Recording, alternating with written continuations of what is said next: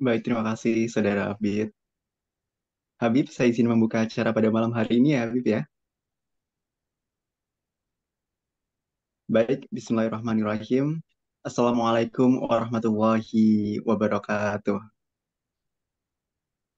Alhamdulillah, Waalaikumsalam. nasta'inuhu wa nastaghfiruhu wa na'udzubillahi min syururi anfusina wa min sayyiatina a'malina may yahdihillahu fala mudhillalah wa may yudlil fala hadiyalah. Asyhadu an la ilaha illallah wahdahu la syarikalah wa asyhadu anna Muhammadan abduhu wa rasuluh la nabiyya ba'dah. Selamat datang dalam acara kajian Islam Imeri Salemba, Kismis KDM Ar-Razi 2018. Kami dari panitia mengucapkan terima kasih kepada Habib, wabil khusus, Habib Ali Bakir Assegaf, LCMA PhD yang telah berkenan hadir dan insya Allah akan membimbing kita pada malam hari ini. Perkenankan, saya Nanda Kurnia, selaku MC yang akan memandu jalannya acara pada malam hari ini. Pertama dan utama, marilah kita memanjatkan doa serta syukur kepada Allah Subhanahu wa taala biqaulina alhamdulillahirabbil alamin. Karena hanya dengan karunia dan berkahnya lah pada malam hari ini kita bisa bermuajahah dan bisa belajar dari Habib Ali. Salatan daimaini mutalazimain ala habibina Muhammad sallallahu alaihi wasallam yang selalu kita nanti-nantikan syafaatnya di yaumul kiamah.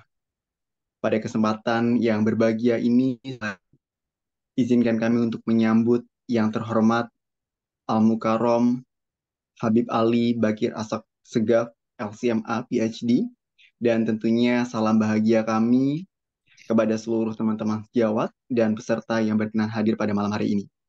Dan kajian Islam Imeri Salemba ini merupakan program dari keluarga dokter Muslim Ar-Razi FKUI 2018 yang insya Allah bertujuan menguatkan akidah Islam Muslimin pada umumnya dan para mahasiswa kedokteran pada khususnya. Dan untuk menambah keberkahan dan kelancaran acara pada malam hari ini, kita akan mendengarkan, kita buka dengan lantunan ayat suci Al-Quran yang akan dibawakan oleh Abdullah Muqaddam. Silahkan, Saudara Abdullah Muqaddam. Bismillahirrahmanirrahim. Assalamualaikum warahmatullahi wabarakatuh. A'udzu billahi minasy syaithanir rajim. Bismillahirrahmanirrahim. Utlu ma uhiya ilaika minal kitabi wa aqimis shalah. Inna sholata tanha 'anil fahsya'i wal munkar wa la dzikrullahi akbar wallahu ya'lamu ma tasna'un. Shadaqallahul azim. Bacalah apa yang telah diwahyukan kepadamu, yaitu Alkitab, dan dirikanlah sholat. Sesungguhnya sholat itu mencegah dari perbuatan keji dan mungkar. Dan sesungguhnya pengingat Allah itu lebih besar. Dan Allah mengetahui apa yang kamu kerjakan. Quran Surat Al-Ankabut ayat 45. Maha benar Allah atas segala firman-Nya. Wassalamualaikum warahmatullahi wabarakatuh. Waalaikumsalam warahmatullahi wabarakatuh. Terima kasih Saudara Abdullah Muqaddam atas lantunan ayat suci Al-Quran. Hadirin yang dirahmati Allah, antusiasme yang tinggi pada pertemuan sebelumnya seakan menjadi stimulus tersendiri untuk mengangkat kembali dua topik yang insya Allah meningkatkan kualitas ibadah kita sebagai pondasi seorang muslim dan menjadi salah satu rukun Islam. Kalau pada pertemuan sebelumnya kita telah banyak membahas mulai dari definisi sholat, sunnah sholat, rukun sholat, dan syarat syah sholat, maka pada malam hari ini kita akan lebih fokus pada sholat berjamaah.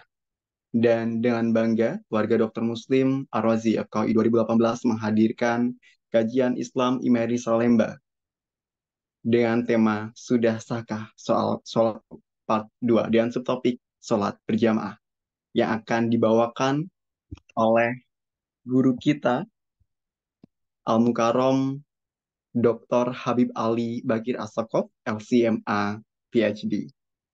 Assalamualaikum Habib, Waalaikumsalam. bagaimana kabarnya Habib? Alhamdulillah sehat walafiat. Semua Alhamdulillahirrahmanirrahim. Sebelumnya terima kasih sekali Habib atas kesediaannya untuk membimbing kami pada malam hari ini. Sebuah kehormatan dan kebahagiaan tersendiri bagi kami bisa belajar dari seorang Habib Ali. Dan mohon maaf Habib apabila ada salah penyebutan nama ataupun gelar, mohon klarifikasinya Habib. tidak ada masalah. Tidak ada Baik, masalah. Saya Habib Ali Bakir, Mas Ali Bakir, Pak Ali Bakir, semuanya oke, nggak ada masalah saya. baik. Terima kasih. Dan gelar itu kadang-kala saya cuma buat untuk nakut-nakutin orang saja itu. Baik Habib, sebelum kita mulai, izinkan saya untuk menyampaikan CV singkat dari Habib Ali. Mohon izin ya Habib.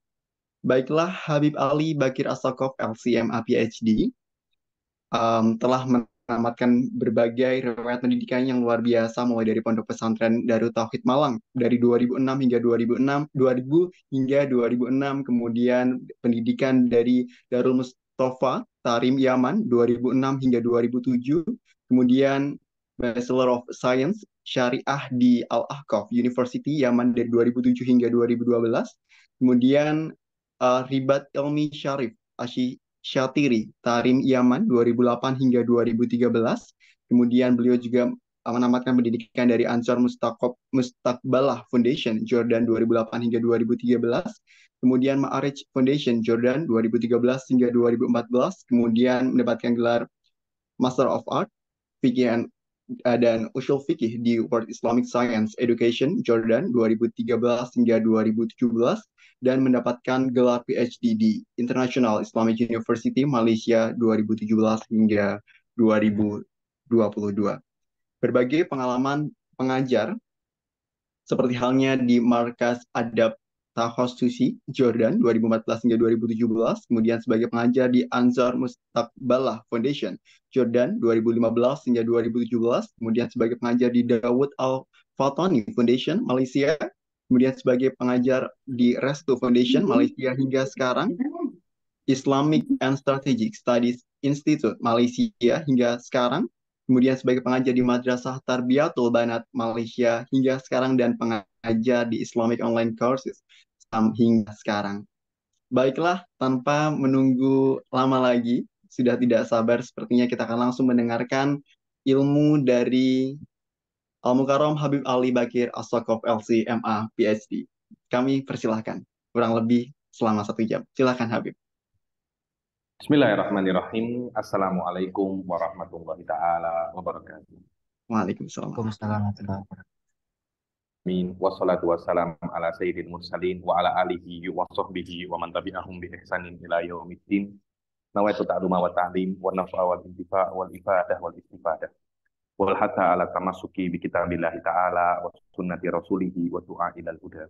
Wa dalalata alal khairi wa biqa'a mardatihi wa qurbihi wa tawabihi subhanahu wa ta'ala. Allahumma faqihna fid din wa alimna ta'wil. Rabbi shrah li sadri wa yassir li amri wahlul 'uqdatam min lisani yafqahu qawli waj'al li waziran ahli.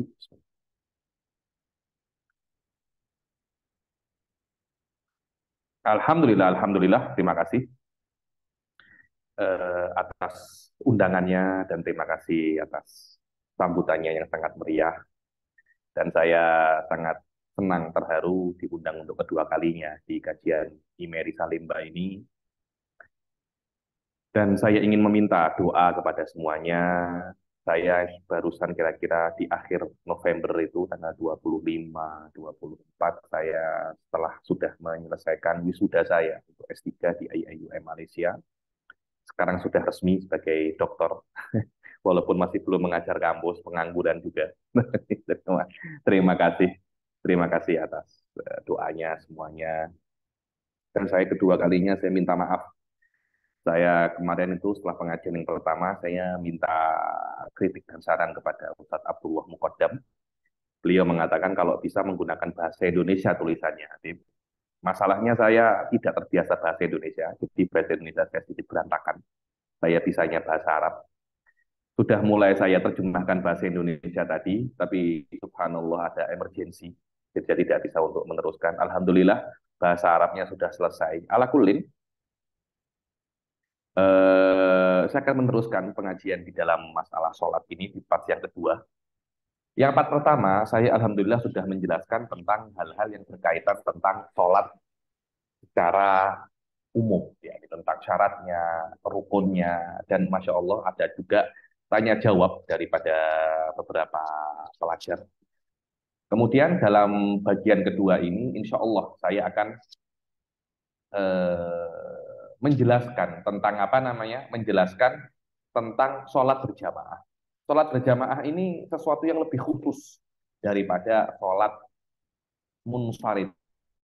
Sholat munfarid adalah sholat sendiri tanpa adanya kawan. Di dalam sholat berjamaah itu cukup kita itu hanya dua orang saja, imam dan makmum. Padahal kalau kita melihat bahasa Arab, kata-kata plural atau jamak itu biasanya minimal tiga, dia tidak boleh dua. Satu itu namanya mufrad sendiri, ada nanti dua dan cuma di dalam syariat untuk menjadi jamaah itu tidak perlu tiga orang, cukup apa namanya dua orang sudah dikatakan Anda itu sholat berjamaah. Dan sholat berjamaah ini mempunyai fadilah yang sangat besar, berbeda dengan sholat sendiri. Rasulullah Shallallahu Alaihi Wasallam di dalam banyak hadis mengatakan bahwasanya sholat berjamaah itu afdal daripada sholat munfarid, daripada ada yang mengatakan 23, 25, 27 derajat. Cuma mesti diketahui pahala sempurna sholat berjamaah yang dia itu 27 derajat lebih afdal daripada sholat sendiri. Itu jika semua adab, syarat, rukunnya terpenuhi. Jika adabnya, jika syaratnya, jika rukunnya tidak terpenuhi, mungkin tidak sampai 27, mungkin hanya 15, mungkin hanya 17, mungkin hanya 19, atau mungkin tidak sah, atau mungkin sholat berjamaah tidak sah, atau jamaahnya itu apa namanya tidak tidak sah. Ada suara ya. Sholat berjamaahnya itu tidak itu untuk kita mengetahui sholat berjamaah itu apa saja syarat dan rukunnya, agar kita itu bisa untuk mengambil derajat yang paling tinggi di dalam faedah sholat apa namanya faedah sholat berjamaah. Bukan hanya yang penting sholat berjamaah, selesai kita tidak mau semacam itu, karena selama kita sudah capek-capek sholat berjamaah, ya hendaknya fadilah yang paling besar itu kita dapatkan. Karena itu saya tulis di sini tentang definisi sholat berjamaah, kemudian beberapa hal yang berkaitan tentang syarat sholat berjamaah. Saya tidak sempat untuk membacakan, akan tetapi saya akan baca huruf atau kata per kata dan akan saya terjemahkan, kemudian akan saya jelaskan. Jadi saya harap diikuti bacaan saya, ditengok bacaannya, kemudian terjemahan saya agar bisa untuk mengikuti kajian ini, insya Allah. Karena 1 jam, saya ingin 1 jam ini kita manfaatkan dengan sebaik mungkin dan kita bisa untuk mengambil hal-hal yang sangat penting dalam sholat berjamaah. Sekiranya tidak keluar daripada kajian ini, kecuali sholat berjamaah kita sah dan kita mendapatkan fadilah yang paling besar di dalam sholat berjamaah. Tidak hanya sholat berjamaah, tapi sholat berjamaah dengan level yang paling tinggi dan level yang paling sempurna. Wallahu a'lam. Sebelum kita membahas tentang syarat dan hal-hal yang berkaitan tentang sholat berjamaah, seyogianya kita mengetahui apa definisi sholat berjamaah. Karena di dalam ilmu logika, ilmu logik, atau lebih dikenal dengan nama ilmu mantik di dalam Islam, biasanya para ulama itu mengatakan al-hukmu ala syai'i far'un an tasawwuri, dengan makna sebelum Anda mendetailkan sesuatu, sebelum Anda menghukumi sesuatu, hendaklah kita mengetahui apa definisi daripada perkara tersebut. Sebelum kita mengetahui syarat, rukun, dan masalah-masalah berkaitan tentang sholat berjamaah, hendaknya kita mengetahui apa itu sholat berjamaah. Apa sholat berjamaah? Dikatakan ta'rifu sholat berjamaah, definisi sholat berjamaah, dia robtu sholatil ma'mum bi sholatil imam. sholat adalah robtu, mengikat sholatnya makmum dengan sholat imam. Jadi yang namanya sholat berjamaah itu adalah ikatan dari sholatnya makmum ke imam. Dengan kalau Anda anak sholat berjamaah, hendaklah makmum mengikatkan sholatnya dengan sholatnya imam. Bagaimana ikatan itu? Ini apa? Efek. Kalau Anda mengikatkan sholat Anda dengan sholat orang lain, Anda mesti menurutinya. Anda mesti mengikutinya. Anda tidak boleh mendahulunya. Dan niat berjamaah itu hanya diwajibkan untuk makmum saja. Imam tidak wajib. Jadi contohnya saya dengan Ustadz Abdullah Muqaddam. Ustadz Abdullah Muqaddam di depan. Saya di belakang. Saya mengikatkan sholat saya dengan sholat Ustadz Abdullah Muqaddam. Dia pun tidak. Dia tidak tahu saya mengikatkan sholat saya dengan dia. Tidak ada masalah. Sholatnya sah-sah saja. Yang penting makmum mengikatkan sholatnya dengan sholatnya imam. Walaupun imam tidak tahu kalau dia menjadi imam, tidak ada masalah. Sebab itulah kadangkala kita itu melihat di masjid atau di musola atau di surau, kita melihat ada orang tiba-tiba nepok ini apa namanya itu bahu terus sholat, tidak ada masalah walaupun dia tidak tahu kenapa ya dia ditepok itu, tidak ada masalah. Yang penting kamu sebagai makmum kamu konsisten dengan kamu menjadi makmum dan kamu tidak melebihi atau mendahului imam dan mengikuti semua gerakan. Itulah yang namanya sholat apa namanya berjamaah. Terus apa hukum sholat jamaah? Sebagian orang mengira bahwasanya ayo kita sholat berjamaah. Sholat berjamaah itu hukumnya sunnah. Salah. Sholat berjamaah bukan sunnah hukumnya. Lah apa habis hukumnya sholat berjamaah? Dibilang wa hukmu sholat berjamaah fardul kifayah. Hukum sholat berjamaah itu fardul kifayah. Tahu fardul kifayah? Fardul kifayah itu kalau ada yang melakukannya, kalau ada satu kelompok melakukannya, cukup, tidak perlu yang lain melakukan. Kalau tidak ada satupun yang kalau tidak ada satupun yang melakukannya, maka semua orang akan dosa. Itu namanya fardul kifayah. Nah, hukum fardul kifayah ini di dalam sholat berjamaah 5 waktu saja. Selain daripada 5 waktu, hukumnya bukan fardul kifayah dan harus muaddah. Apa itu muaddah? Dalam keadaan-adaan, bukan kodoan. Dan harus lil ahror. Apa itu ahror? Ahror itu adalah orang-orang yang bukan hamba sahaya. Dulu zaman awal-awal Islam itu ada orang-orang itu hamba sahaya. Apa itu hamba sahaya? Hamba sahaya itu adalah orang yang dimiliki. Dia itu budak belian. Dibeli. Dia seperti kita membeli handphone, membeli makanan, kita membeli orang. Itu namanya hamba sahaya. Di dalam Islam, hukumnya itu ada semacam itu. Bukan maknanya Islam mensupport hamba sahaya, tidak. Hamba sahaya dulu adalah realitas sosial. Islam hanya merapikannya, Islam hanya mengaturnya. Islam sama sekali tidak mensupport atau tidak merekomendasikan adanya hamba sahaya. Ar-rijal, laki-laki, yang hukumnya sholat berjamaah itu fardhu kifayah, laki-laki. Perempuan bukan fardhu kifayah. Terus hukumnya apa, Habib? Apakah haram? Tidak, hukumnya sunnah-sunnah saja, tapi tidak sampai derajat fardhu kifayah.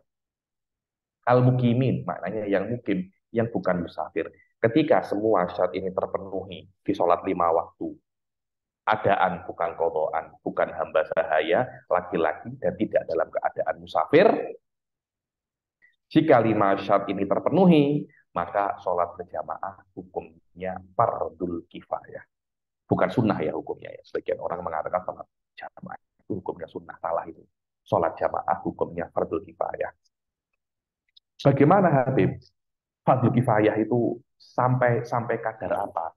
Sampai kadar kira-kira di kampung itu terjadi syiar.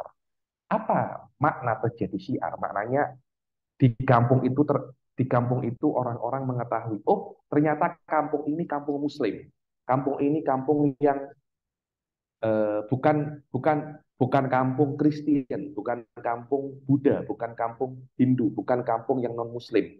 Sekiranya syiar berjamaah itu nampak, ketika itu terjadi, maka sudah jatuh yang namanya fardhu kifayah. Saya beri contoh.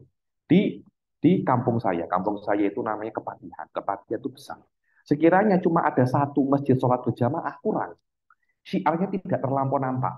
Dua, kurang dua itu. Tiga, kurang. Lima, oke. Nah, maknanya mesti ada 5 masjid yang melakukan sholat berjamaah.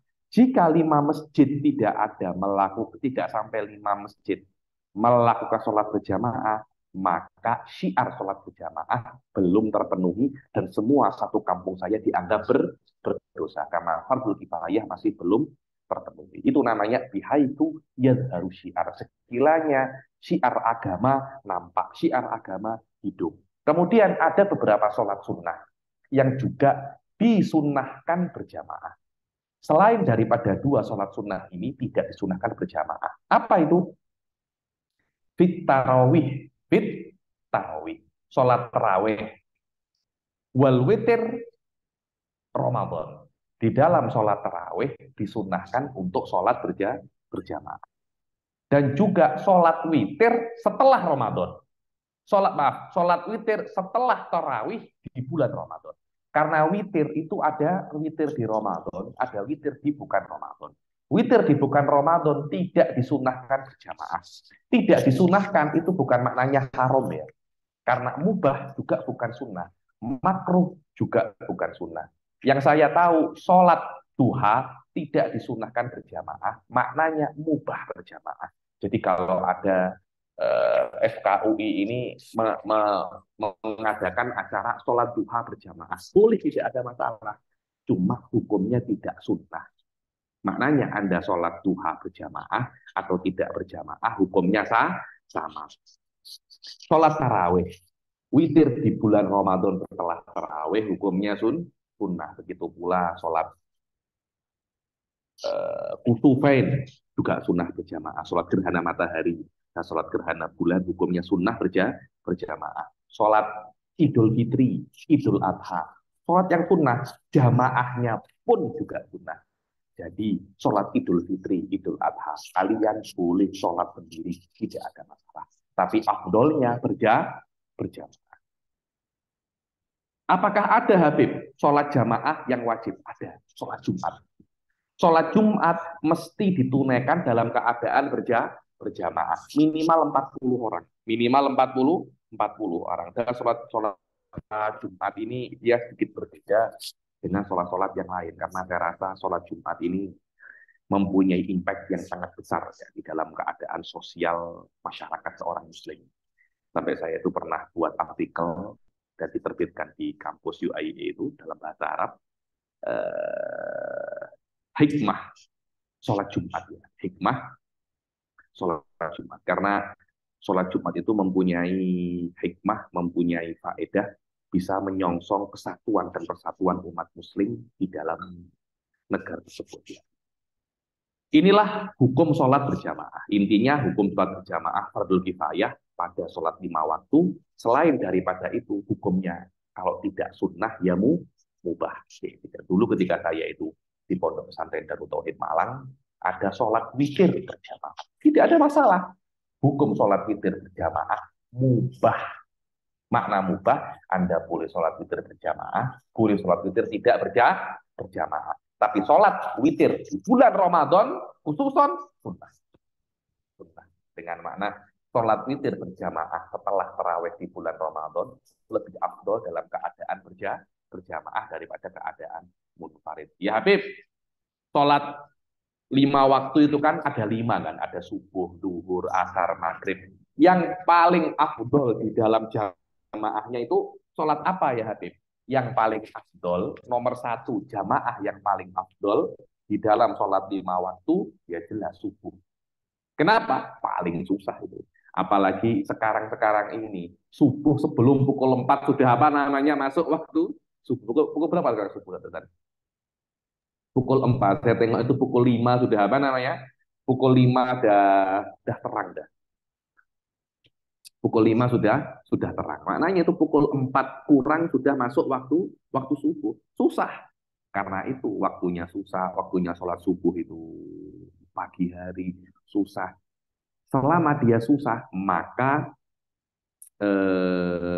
jamaah di sholat subuh yang paling afdol daripada sholat-sholat yang lain. Setelah sholat subuh, sholat isya. Wah, isya itu beratnya anak ke masjid sholat isya. Masya Allah.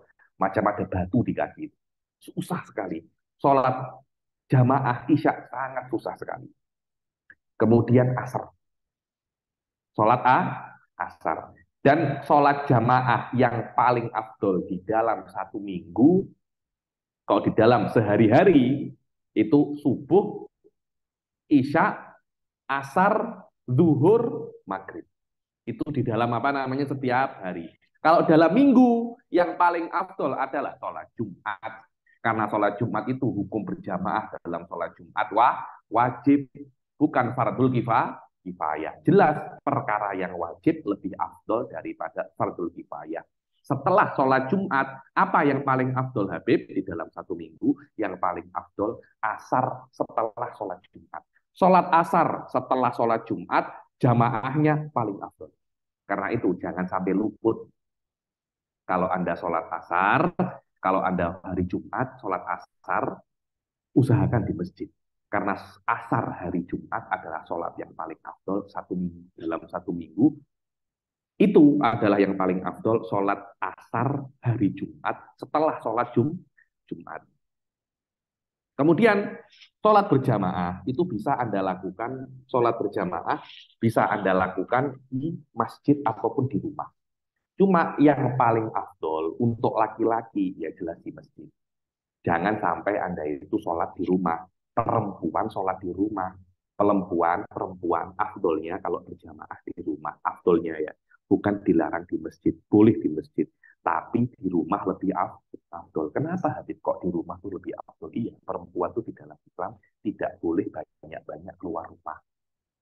Apalagi pada zaman-zaman sekarang kalau mau keluar rumah tidak apa-apa, tapi jangan pakai baju yang menor-menor, jangan pakai baju yang hebring, jangan pakai baju yang cetar. Saya tengok perempuan-perempuan sekarang ini kalau keluar, Masya Allah, bajunya Masya Allah, warnanya pink, mengkilap, ada menik-menik, apa namanya, mengkilap-mengkilapnya. Kemudian jilbabnya itu sanggulnya, Masya Allah, tinggi sekali. Ini anu Habib, apa namanya itu, bulu matanya badai, badai, badai. Hal-hal semacam itu tidak elok. Karena itu, perempuan kalau mau keluar tidak apa-apa, tapi jangan sampai pakai pakaian yang mengundang, apa namanya, mengundang syahwat. Jangan pakai make up yang tebal-tebal. Saya tengok perempuan-perempuan itu sekarang kalau keluar make upnya, Masya Allah, 1 kilogram. 1 kilogram. Kita yang sudah menikah tidak ada masalah. Kasihan jomblo-jomblo macam Ustaz Abdullah Muqaddam ini loh. Kalau tengok perempuan-perempuan nanti apa namanya, lupa semua itu. Rumus-rumus kedokteran semua. Ayo, ayo. Bagi laki-laki, jika dia bisa untuk jamaah di rumah atau di masjid, maka jamaah di masjid lebih afdol daripada jamaah di rumah. Wal jama'atu lirrijali fil masjidi afdol. Dan jamaah untuk laki-laki di masjid lebih afdol daripada jamaah di rumah. Illa idza kanatil jamaah fil baiti aktar, kecuali kalau jamaah di rumah lebih banyak daripada jamaah di masjid. Oh, di masjid jamaahnya itu hanya 5. Tapi kalau saya sholat di rumah, jamaah saya ada 20. Maka sholat di rumah lebih afdol daripada sholat di masjid. Kalau jamaahnya lebih banyak di rumah daripada di masjid. Jadi tidak. Kemudian kadangkala orang itu ketika di masjid, itu mereka tidak bisa untuk datang awal-awal. Terlambat atau apa. Kapan ya Habib? Saya itu dikatakan bisa untuk mendapatkan jamaah di masjid. Wa tudrakul jama'atu malam tusallim. Dibilang jamaah didapatkan dengan imam selama imamnya itu masih belum salam. Contohnya saya sholat imamnya Ustadz Abdullah Muqaddam. Dia masih tasyahud akhir, saya sudah Allahu Akbar, saya langsung duduk tasyahud akhir. Saya masih dianggap sholat berjamaah, pahalanya juga 27 kali lipat daripada saya sholat sendiri. Cuma tidak sama seperti orang yang sholat berjamaah dari awal. Bagaimana Habib logikanya? Iya, seperti Anda mendapatkan 27 derajat. Tapi berbeda, seperti 27 dolar dengan 27 ringgit dengan 27 rupiah. Berbeda kan? Sama-sama 27-nya, tapi kualitasnya berbeda. Jadi orang yang bisa mendapatkan jamaah daripada awal, jamaah daripada takbiratul ihram dengan imam. Dia juga mendapatkan 27 derajat, tapi 20 derajat, 70 derajat, 27 derajat yang sempurna. Saya yang hanya mendapatkan ketika tasyahudil akhir juga 20 derajat, 27 derajat, tapi yang tidak sempurna. Saya ketika saya di Hadrumut, saya sering jumpa Habib Umar bin Habib. Ketika itu kami itu sholat tarawih di masjid yang paling tua di Tarim, namanya Masjid Ba'alawi. Masjid Ba'alawi itu masjid yang paling tua di Tarim. Habib Umar, jika beliau terlambat datang, karena beliau kan busy sangat kan, dengan jamaah, busy dengan Daul Mustafa. Bila-bila dia itu datang agak terlambat. Jadi imam sudah rakaat pertama, beliau baru datang. Jadi beliau datang pada rakaat kedua. Beliau tidak mau sholat. Beliau tidak mau Beliau tidak mau ikut dalam rakaat kedua. Beliau akan tunggu sampai imamnya salam. Beliau membentuk jamaah yang berarti kita ketika datang, kita pun datang lambat juga pada saat itu. Ketika kita datang lambat, kita tengok Habib Umar pun juga lambat. Habib Umar tak sholat, kita pun juga tunggu berimam dengan Habib Umar. Akhirnya yang menjadi makmumnya Habib Umar juga banyak. Kenapa? Ya karena agar mendapatkan 27 derajat dengan sempurna. Kemudian fadilah jamaah itu kalau Anda bisa mendapatkan takbiratul ihram bersama imam. Ketika imam Allahu Akbar, Anda pun juga langsung Allahu Akbar. Jangan ditunda-tunda, dibilang wa fadilatul ihram fi huduri taharrumil imam wattiba'ihi fawra. Dan fadilah mendapatkan takbiratul ihram adalah dengan Anda hadir takbiratul ihram bersama imam dengan makna ketika imam Allahu Akbar, Anda pun juga Allahu Akbar. Habib Umar selalu mengatakan di dalam kelas-kelas beliau dibilang inti daripada sholat adalah bagaimana Anda bisa mendapatkan takbiratul ihram bersama imam. Itu yang nomor satu kalau Anda nak mendapatkan fadilah sholat berjamaah. Kemudian wa yustahabbu intidharu dakhil fir ruku' wa tasyahhudul akhir bisyarti an la yatulal intidhar. Kalau Anda menjadi imam, Anda mesti sedikit cerdik. Kadangkala ketika Anda itu sholat, Anda sudah, kan banyak orang kan terlambat. Banyak orang itu terlambat. Mungkin dia bekerja, mungkin dia apa, dia sudah berusaha untuk cepat-cepat sholat. Kemudian imamnya itu ruku. Ketika imamnya itu ruku, dia mendengar langkah kaki atau orang-orang yang lari untuk ikut imam ruku. Disunahkan pada saat itu seorang imam jangan rukuknya itu terlalu cepat.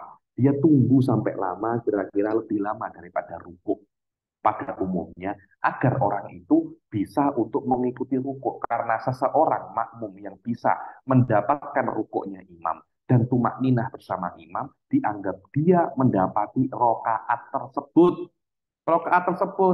Jadi rokaat kedua dia tidak mendapatkan imam ketika membaca Al-Fatihah, tapi dia mendapati imam pada saat rukuk, maka dia tidak wajib untuk menambah rokaat setelah imamnya salam. Jadi agar untuk menjaga orang itu mendapatkan rukuk bersama imam, mendapatkan rokaat tersebut, ketika imam itu rukuk, hendaklah imam itu melamakan rukuknya. Begitu pula disunahkan imam itu menunggu ketika tasyahudul akhir. Kenapa? Karena dalam tasyahudul akhir, selama orang masih bisa mengikuti imam ketika tasyahudul akhir, masih dianggap dia mendapatkan sholat jamaah. Sholat jamaah jangan terlampau terburu-buru salam, terutama kalau Anda menjadi imam di masjid-masjid yang banyak orang itu keluar masuk di dalamnya. Kalau masjid-masjid biasa, masjid-masjid kampung yang banyak orang tidak banyak orang tidak datang, tidak ada masalah. Tapi kalau masjid-masjid kota, masjid UI, masjid daerah-daerah Jakarta yang banyak orang itu keluar masuk, jangan terlampau cepat untuk salam. Biarkan orang untuk bisa mendapatkan sholat berjamaah. Dengan syarat, jangan terlampau lama. Lama boleh, tapi jangan terlampau lama. Dan yang kedua, jangan dibeza-bezakan. Kalau yang datang menteri, saya lamakan. Kalau yang datang dosen saya lamakan. Jangan. Siapapun yang datang, tak kisah, tak peduli itu. Orang yang punya jabatan tinggi atau rendah, mesti Anda tunggu. Karena sholat adalah tempat di mana tidak ada perbedaan antara orang dari segi status sosial. Yang membedakan di situ adalah bagaimana ketakwaanmu kepada Allah. Di situ pegawai menjadi imam bosnya. Di situ mungkin pemulung bisa menjadi imam. Wallahu a'lam. Wala yumayyizu bainad dakhilin. Tidak membedakan antara orang-orang yang masuk wa yukrahu an yantadira fi ghairiha, dan dimakruhkan orang itu menunggu di selain rukuk dan tasyahudil akhir karena tidak ada faedahnya. Oh, saya mau tunggu di sujud, tidak ada faedahnya. Oh, saya mau tunggu duduk di antara dua sujud, tidak ada faedahnya. Saya tunggu di i'tidal, tidak ada faedahnya. Yang ada faedahnya hanya ketika Anda menunggu di rukuk dan tasyahudil akhir saja. Rukuk faedahnya agar orang yang mendapati imam dalam keadaan rukuk, dia mendapatkan rokaat tersebut, dan faedah di dalam menunggu makmum dalam keadaan tasyahudil akhir agar makmum mendapatkan sholat berjamaah. Sekarang saya akan menjelaskan tentang a'dzarul jum'ah wal jamaah. Udzur untuk meninggalkan sholat Jumat atau sholat berjamaah. Sholat Jumat hukumnya itu wajib. Dan diperbolehkan seseorang untuk tidak sholat Jumat. Dengan adanya udzur. Dengan mana kalau saya tidak sholat Jumat dengan udzur-udzur ini, saya tidak berdosa. Sholat jamaah hukumnya fardu kifayah. Dengan makna kalau saya tidak sholat jamaah dengan udzur-udzur ini, saya tidak akan terkena dosa meninggalkan fardul kifayah kalau semua orang meninggalkan fardul kifayah. Apa saja udur-udurnya? Yang pertama adalah hujan. Saya nak ke masjid tapi hujan. Saya nak hadir sholat berjamaah, saya hadir sholat Jumat tapi hujan. Al-mator, mator itu apa namanya? Hujan. Dengan catatan hujannya itu balas tauba, membasahkan baju. Kadangkala hujannya itu hanya rintik-rintik, gerimis mengundang. Kalau cuma gerimis mengundang sedikit-sedikit, saya tak nak sholat berjamaah, saya tak nak sholat Jumat. Kenapa? Hujan ya, itu bukan hujan, itu hanya rintik-rintik saja. Anda mesti sholat berjamaah, Anda mesti datang ke masjid, Anda mesti sholat Jumat walaupun dia itu hujan. Walam yajid kinan. Walam yajid kinan itu dia tidak mendapatkan tempat berteduh. Sekarang Masya Allah, sekarang sudah ada payung, sekarang sudah banyak tempat untuk berteduh. Kalau hujan dan Anda mendapatkan tempat berteduh, contohnya ada kereta itu apa, mobil, ada payung, still Anda wajib sholat berjamaah. Fardu kifayah sholat berjamaah, dan still Anda tetap wajib untuk datang sholat Jumat. Wal marad alladhi yashukku kama syaqqatihi, dan sakit yang ketika sakit itu berat, Anda itu datang ke masjid untuk sholat berjamaah atau untuk sholat Jumat. Sekiranya keberatan itu seperti beratnya kalau Anda datang ke masjid dalam keadaan baju Anda basah. Kalau Anda datang ke masjid dalam keadaan baju basah, berat kan? Malu kan? Begitu pula kalau Anda berat, kalau Anda berat karena sakit, Anda berat datang sholat jamaah, Anda berat datang sholat Jumat karena sakit, tidak ada masalah. Contohnya apa? Demam sekarang. Demamnya tinggi 39, demamnya tinggi 40. Anda kalau datang sholat Jumat, berat kan? Anda tidak wajib untuk sholat Jumat. Apalagi kalau sekarang mungkin Anda kena COVID, Anda kena yang menular, saya bilang sudah bukan boleh untuk tidak sholat Jumat lagi. Haram untuk sholat apa namanya? Haram untuk sholat Jumat. Buat tamridu man la muta'ahid, adalah tamrid itu maknanya merawat.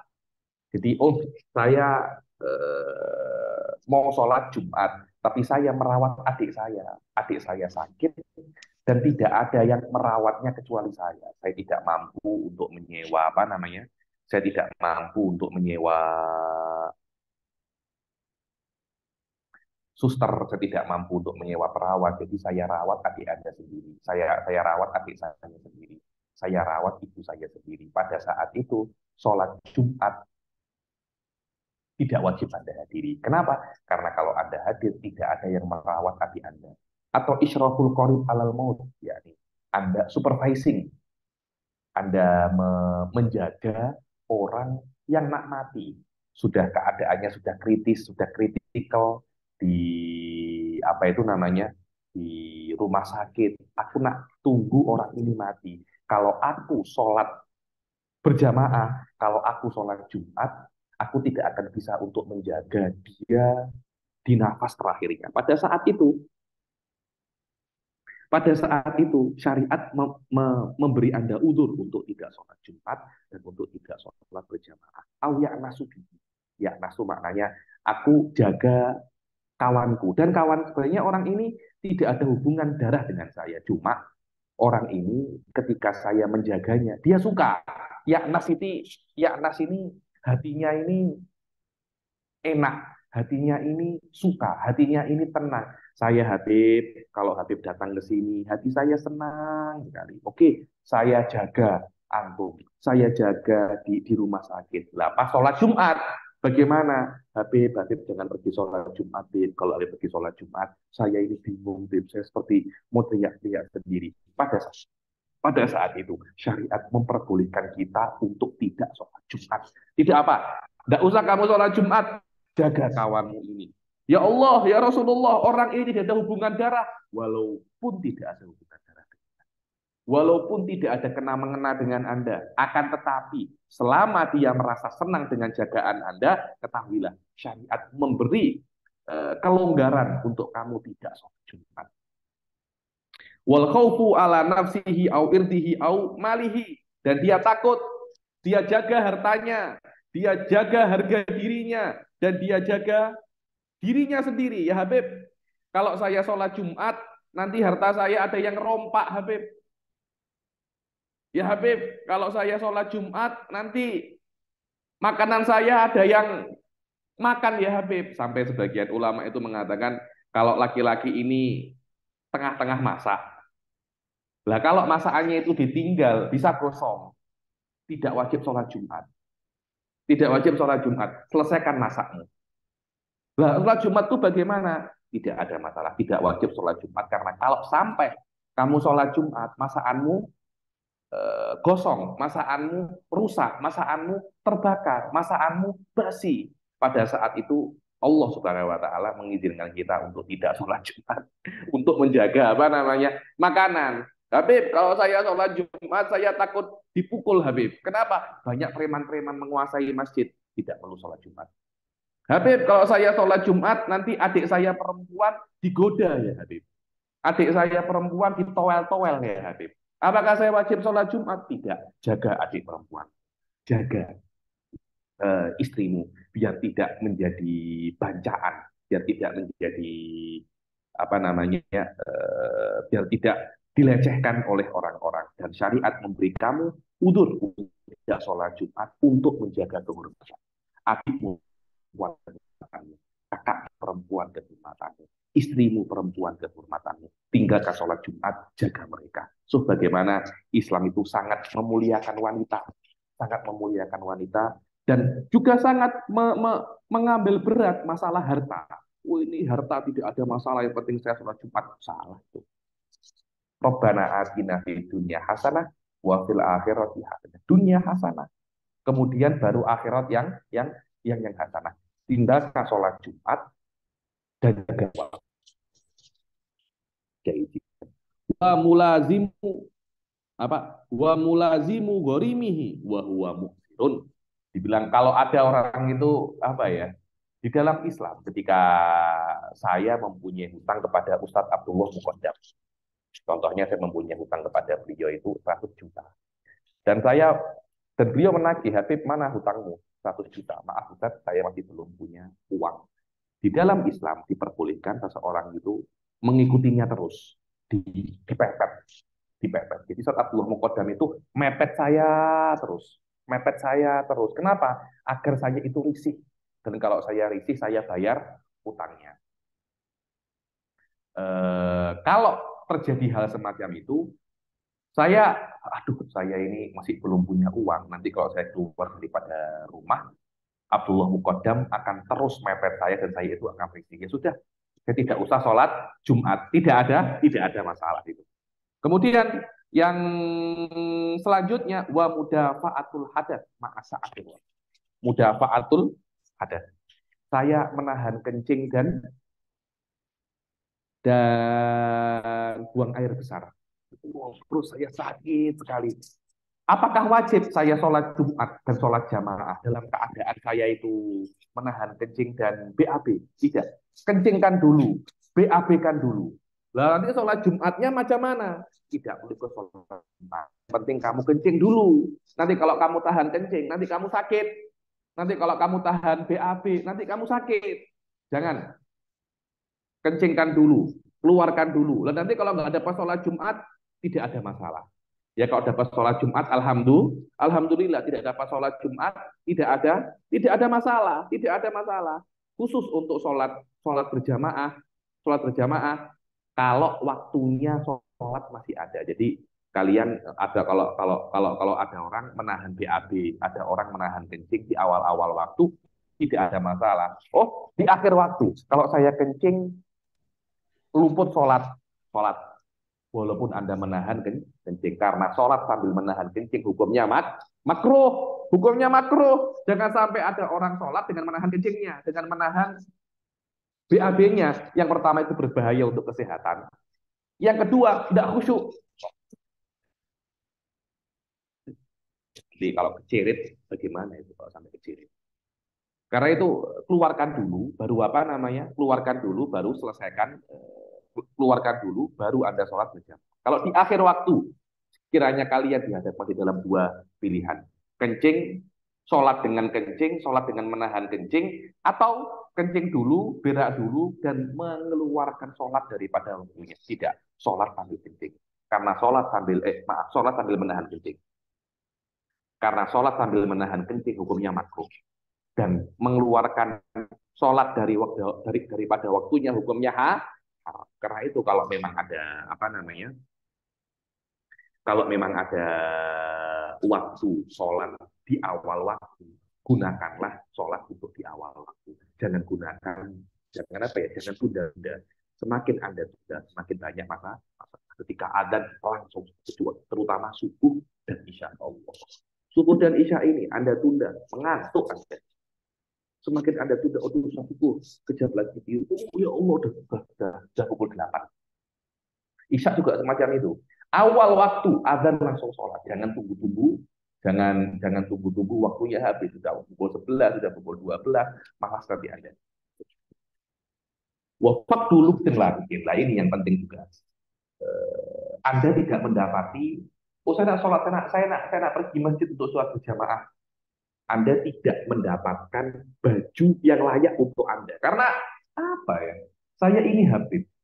Orang macam saya ya. Saya seorang pengajar agama, saya seorang Habib. Saya seorang ulama. Tidak semua baju boleh saya pakai. Ada baju-baju yang khas yang boleh saya Ada baju-baju yang khas yang boleh saya pakai. Ketika saya tidak mendapatkan baju yang layak untuk saya, kan tidak mungkin kan saya ke masjid hanya pakai kaos oblong sama sama celana, kaos yang ini singlet gitu kan tidak mungkin kan, tidak pantas untuk ulama kan. Jadi pilihannya sholat di masjid dengan kaos singlet atau di rumah jangan di masjid. Kenapa? Karena baju itu tidak pantas Anda pakai di depan khalayak umum. Itu pantas Anda pakai di rumah, tidak pantas Anda pakai di luar. Lalu Anda kalau tengok ulama-ulama itu mempunyai baju-baju yang tidak diperbolehkan seorang ulama memakai baju yang tidak layak untuknya. Kenapa? Karena akan menurunkan kredibilitasnya sebagai ulama, dan seorang ulama tidak boleh menurunkan kredibilitasnya karena nanti orang-orang tidak percaya lagi kepadanya dan akan menjadikan Islam itu lemah. Sebab itu Islam mengatur pakaian-pakaian standar bagi para ulama yang tidak boleh untuk di apa namanya tidak boleh untuk dilanggar karena kalau sampai dilanggar akan menyebabkan kepercayaan publik padanya itu apa namanya tuh turun karena kita itu sangat sangat menjaga ulama karena ulama itu adalah warasatul anbiya. Kalau Anda tengok di tarikh zaman imamah itu imamah hati-hati itu imamah itu zaman sekarang bukan hanya Anda memakai imamah itu menunjukkan dari mana pola Anda. Jadi ada yang imamahnya tingkat-tingkat itu menunjukkan Anda berasal daripada madrasah apa. Ada yang bentuknya tiga, ada sisinya, ada sisi tiga. Itu sudah dari madrasah yang berbeda. Ada yang kopiahnya itu merah, imamahnya putih. Itu imamah Azhari. Berbeza itu. Imamah Azhari maknanya Anda berasal daripada lulusan Azhar. Ada lulusan Maroko, ada lulusan ini. Jadi ada juga beberapa imamah itu imamah suki. Imamah suki ini imamah yang biasa dipakai oleh orang-orang pasar. Itu mempunyai cara sendiri, mempunyai bentuk sendiri dan tidak pantas ulama memakai imamahnya orang pasar. Kenapa? Menurunkan kredibilitasnya, menurunkan haibahnya. Kalau Anda tidak memiliki pakaian selain pakaian orang yang biasa memakainya di pasar, jangan pergi ke masjid, sholat di rumah, karena kita menjaga kredibilitas Anda, kita menjaga haibah Anda. Karena kalau kepercayaan publik pada Anda turun, Ivan itu bermasalah nanti. Dan menjadi ulama tidak mudah. Saya itu teringat kajiannya Gus Baha itu, kiai-kiai, ulama-ulama, habib-habib itu mau marung di warung kopi, tidak pantas. Loh ini kok Habib kok di warung kopi.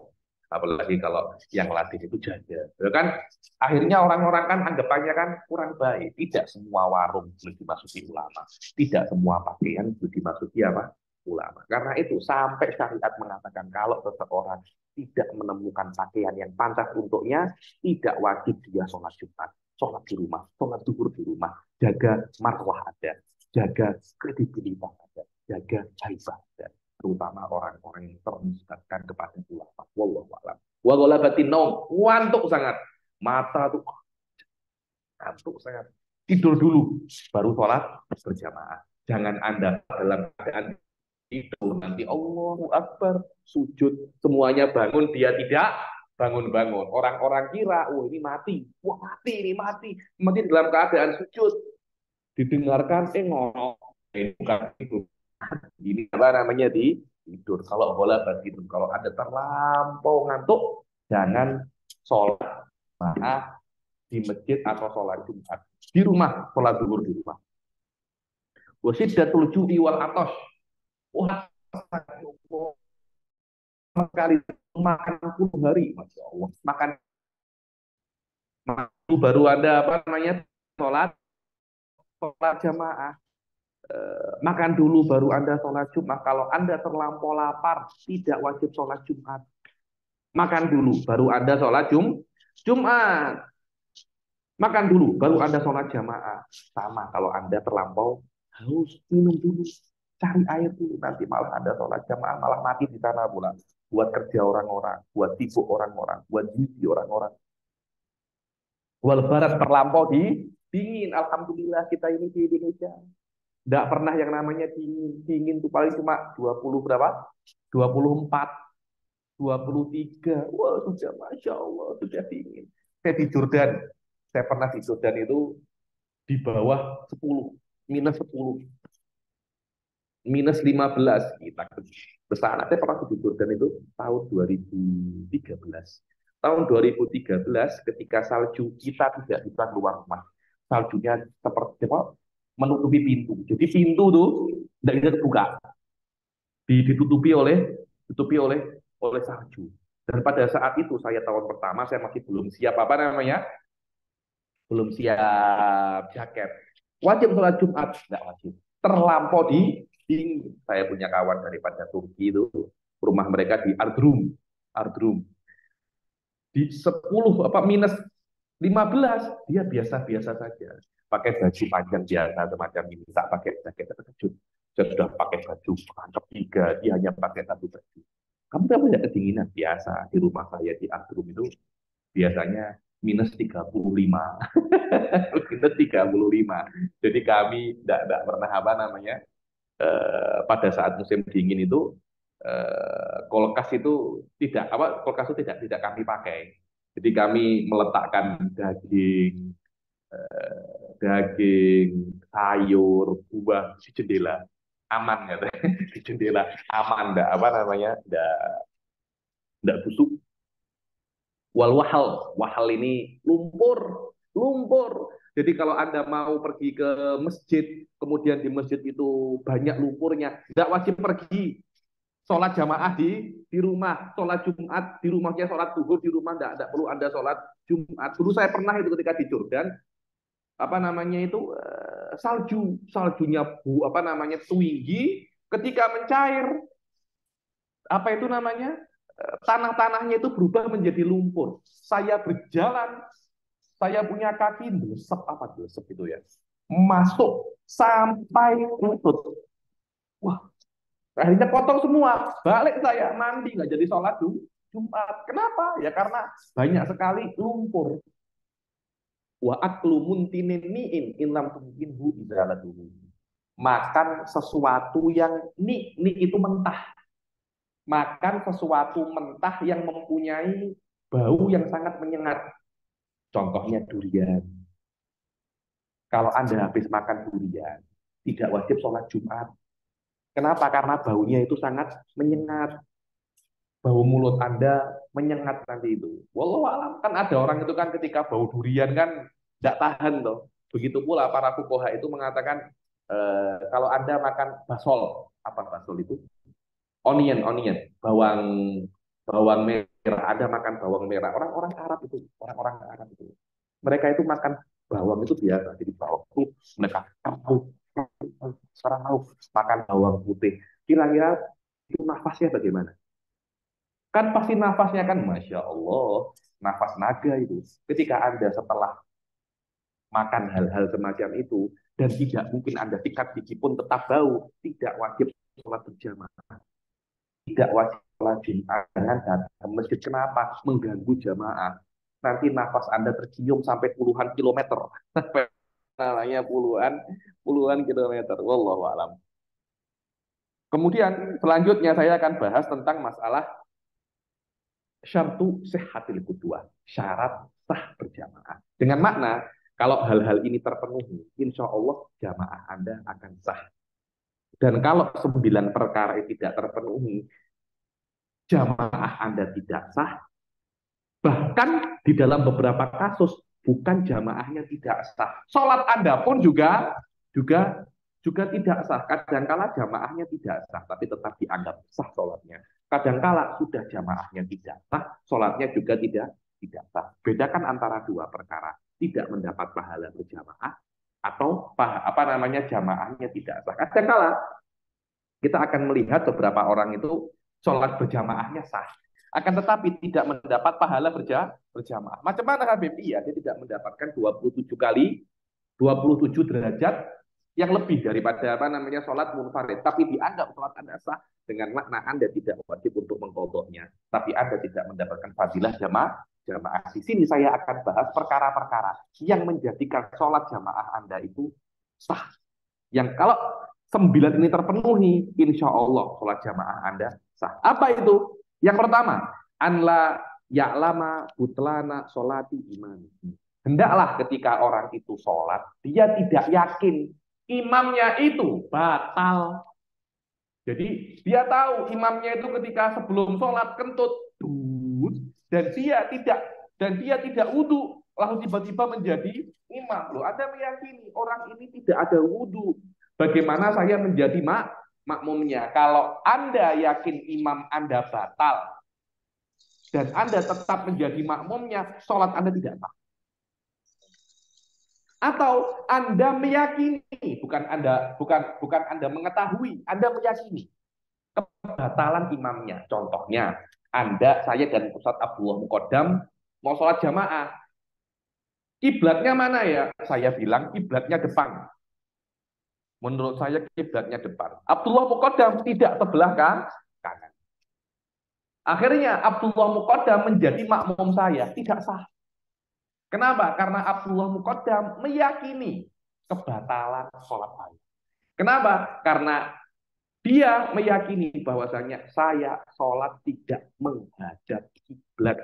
Walaupun itu tidak tidak confirm 100% tidak.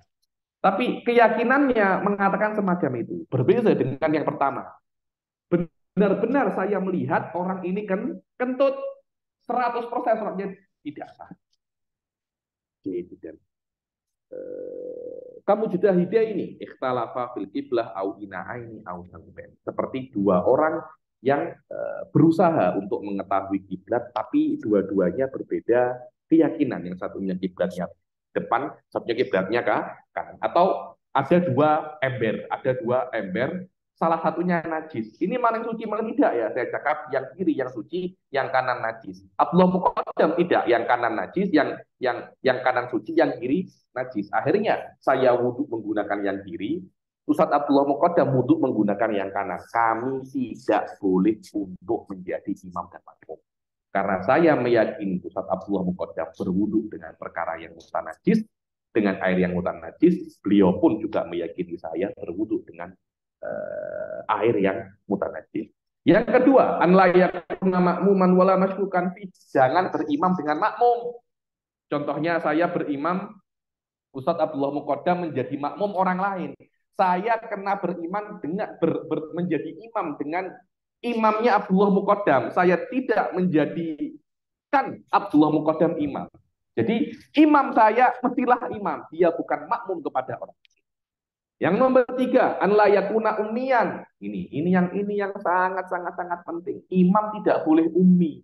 Apa itu ummi? Ummi itu tidak bisa membaca Al-Fatihah dengan benar. Huruf-hurufnya mesti benar. Orang mau menjadi imam, dicek Al-Fatihahnya dulu. Karena banyak orang zaman sekarang ketika membaca Al-Fatihah itu banyak yang salah. Ditarim, itu ngomong jim, ya, ja'a, ya. Dajajun maknanya ayam. Duyai. Duyai. Di Jordan, kof, hamzah. Gahwa, kohwa, ahwa. Saya ini as-sekof. Dipanggil as-segaf. Kof menjadi ga. Akhirnya nanti orang membaca ihdinas siratal mustaqim. Gak salah itu. Ihdinas siratal mustaqim. Salah. Mustaqim. Dicek Al-Fatihahnya itu dicek. Saya dulu itu teman-teman saya itu banyak mengajar anak-anak kecil di Arab itu, mengajar qiraat. Anak-anak kecil, orang-orang Arab itu kadang-kala itu belenai. Iya karena budu, iya karena bidu, iya karena budu, iya karena bidu, nak budu, budu, bidu, bodoh, bodoh ini apa namanya budak kecil ini, anak-anak kecil ini bodoh. Lidahnya sudah tidak bisa untuk semacam itu. Karena itu saya harap para peserta kajian Salimba, Imari Salimba ini cek Al-Fatihahnya. Bukan mesti dengan saya ya. Dengan ustadz-ustadz yang ada di sekitar jenengan. Yang ada di sekitar dia. Ustadz tolong cek Al-Fatihah saya. Karena kalau Al-Fatihah itu salah, sholatnya tidak akan sah. Dan susah. Apa namanya? Tidak mesti kalian itu sudah sering sholat. Al-Fatihahnya itu benar panjang pendeknya, sah tidaknya. Dulu saja loh ketika kita itu belajar fikih sudah 4-5 tahun. Masih ada orang itu membaca waladhdallin. Nunnya diganti mim. Loh, salah itu bertahun-tahun dia salah. Kenapa? Karena tidak pernah dicek di dalam kesehatan. Ada check up kan? Apa namanya? General check up. Loh, di dalam syariat pun ada general check up. Coba cek Anda punya sholat sah atau tidak. Coba cek Anda punya puasa sah atau tidak. Coba cek Anda punya wudhu sah atau tidak. Jangan-jangan tidak sah. Karena selama ini tidak pernah kita cek itu kan. Jangan sampai sudah 30 tahun, 40 tahun kita sholat, ternyata tidak sah. Wallahu a'lam. Jangan sampai dan tidak diperbolehkan seseorang itu menjadi imamnya itu tidak bisa untuk membaca satu huruf daripada Al-Fatihah. Kecuali makmumnya pun juga sama. Imamnya tidak bisa ngomong rok, dinas silo, tol. Makmumnya juga sama, silo juga. Semacam itu tidak ada masalah. Yang nomor 4, jangan bermakmum dengan perempuan. Laki-laki tidak boleh bermakmum dengan perempuan. An la yaqtadiyar rajulu bil mar'ah. Jangan laki-laki bermakmum dengan perempuan. Perempuan boleh menjadi makmum laki-laki. Perempuan boleh menjadi imam untuk perempuan yang lain. Habib, kalau banci macam mana, Habib? Banci itu di dalam Islam ya. Banci itu atau unta itu bukan orang yang seperti yang kita ketahui macam banci-banci yang ada di TV itu bukan banci itu. Banci itu adalah orang yang lahir dalam keadaan mempunyai 2 kelamin. Kelaminnya itu 2 dan dua-duanya itu berfungsi. Itu namanya apa? Banci itu namanya itu unta. Adapun orang laki-laki yang operasi menjadi perempuan atau sebaliknya, hukumnya sama seperti dia lahir sebelum dia dioperasi, seperti yang mungkin kita dengar di Indonesia itu macam Dorje, macam Lucinta Luna, itu hukumnya laki-laki secara syariat loh ya. Secara syariat hukumnya laki-laki. Walaupun mungkin negara memperlakukannya sebagai sebagai perempuan, tapi syariat tetap memperlakukannya sebagai laki-laki. Kalau seumpamanya, saya sholat, ada orang sholat pakai kopiah. Pakai kopiah. Ini imam. Dia sholat di belakang imam itu. Setelah salam ternyata perempuan. Sholat kamu tidak sah. Sholat kamu tidak sah.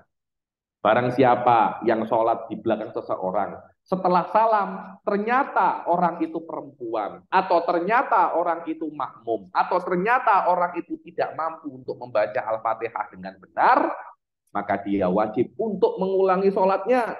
Yang nomor 5, an la yataqaddama ala imamihi bi aqibihi.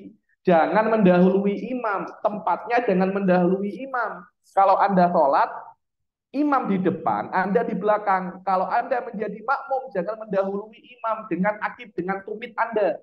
Kalau berdiri, jangan mendahului imam dengan tumit Anda. Kalau Anda duduk, jangan mendahului imam dengan bokong itu pantat Anda, jangan. Kenapa? Karena imam itu untuk pemimpin. Bagaimana seorang pemimpin didahului oleh makmumnya. Yang nomor 6, an ya'lama intiqalati imamihi bi ru'yatin aw sama'i nahwi sautin walau min balik. Harus seorang makmum mengetahui perpindahan imamnya. Jadi, imamku sedang rukuk, imamku sedang sujud, imamku sedang iktidal. Dia mesti tahu. Jangan saya bermakmum dengan Abdullah Muqaddam, tapi saya tidak tahu apa yang sedang dilakukan oleh Abdullah Muqaddam. Saya mesti tahu apa yang dilakukan oleh Abdullah Muqaddam. Ima saya melihatnya, ima saya mendengarnya. Saya mendengar dari suaranya sendiri atau daripada mubalik. Macam mana mubalik? Tengok macam di Masjidil Haram itu. Imamnya Allahu Akbar, Allahu Akbar. Nah, itu namanya apa namanya? Itu namanya mubalik. Saya mendengar daripada dia sendiri atau mubaliknya. Tidak ada masalah. Yang penting saya bisa mengetahui gerak-gerik imam saya. Yang nomor 7, an yajtami'a fi masjidin wa in ba'udatil masafah. Harus saya dan imam berada di satu masjid. Walaupun jarak antara saya dan imam jauh, tidak ada masalah. Yang penting satu masjid. Wa in ba'udatil masafah. Walaupun jauh.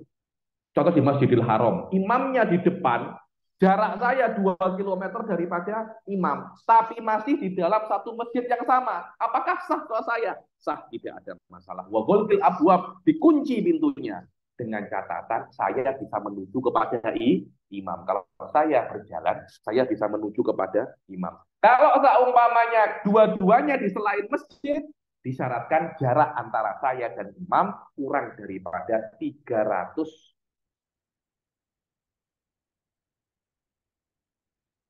dirok.